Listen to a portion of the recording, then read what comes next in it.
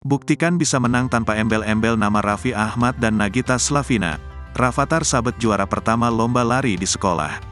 Meski punya orang tua yang berstatus selebriti ternama seperti Raffi Ahmad dan Nagita Slavina, bukan berarti Rafathar menjadi anak yang selalu manja.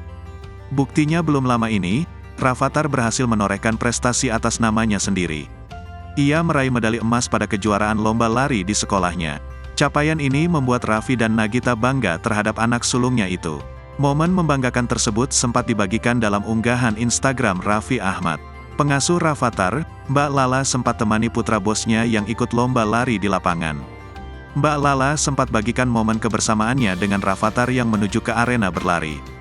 "Are you ready ya yang renang SMP SMA kalau yang kelas 2 lomba lari udah siap?" ujar Mbak Lala dalam story Instagramnya. Rafathar Malik Ahmad berhasil menunjukkan prestasinya sebagai juara lari saat duduk di bangku kelas 2 SD. Kebanggaan Raffi Ahmad dan Nagita Slavina sempat mereka tuangkan dalam caption unggahan Instagram terbarunya, Rabu, tanggal 1 Maret tahun 2023. "My champion Rafathar #1 gold medal pro," tulis caption dalam unggahan Instagram @raffinagita1717.